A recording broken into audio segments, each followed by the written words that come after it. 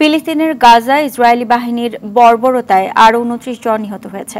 অঞ্চলটি অবরোধ করে রাখায় চরম আকারে পৌঁছেছে খাদ্য সংকট, পাশাপাশি নানা রোগে আক্রান্ত হচ্ছে শিশু, নারী সহ সাধারণ মানুষ।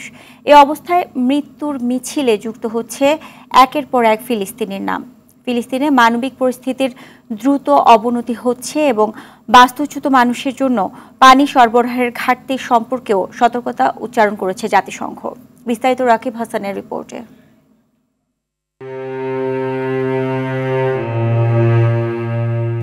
আর কত রক্ত প্রয়োজন বিশ্ববাসীর? মৃত্যুর এই মিছিলে আর কত লাশ যুক্ত হলে শান্ত হবে মানবিকতার কথা শুনিয়ে আসা বিশ্ব মোড়লরা?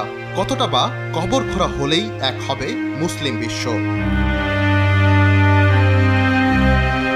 সবকিছুর মাত্রাই যেন অতিক্রম করে ফেলেছে রক্তপিপাসু ইসরায়েল। রেহাই পাচ্ছে না ফিলিস্তিনের নিষ্পাপ শিশুরাও।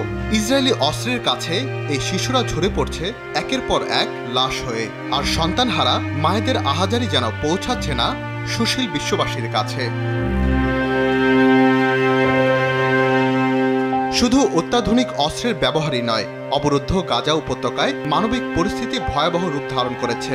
নিরুদ্দেশ যাত্রায় ছুটে চলেছে নিরীহ ফিলিস্তিনবাসী। জাতিসংঘ জানিয়েছে বর্তমানে সেখানে ৬০,০০০-এর বেশি শিশু মারাত্মক অপুষ্টিতে ভুগছে। বাস্তুচ্যুত মানুষের জন্য পানি সরবরাহের ঘাটতি সম্পর্কেও সতর্কতা উচ্চারণ করেছে সংস্থাটি।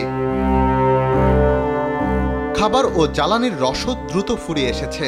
এমন পরিস্থিতিতে OCH এর উদ্ধৃতি দিয়ে জাতিসংঘের মুখপাত্র ফারহান হক গাজায় গুরুত্বপূর্ণ পণ্য ও সহায়তা প্রবেশের অনুমতি দেওয়ার জন্য ক্রসিংগুলো পুনরায় চালুর প্রয়োজনীয়তার উপর জোর দিয়েছেন। মানবিক সহায়তাকারীদের উপর হামলা আন্তর্জাতিক মানবিক আইনের গুরুতর লঙ্ঘন এবং এ বিষয়ে দায়ীদের জবাবদিহি নিশ্চিত করা প্রয়োজন বলেও জানান তিনি।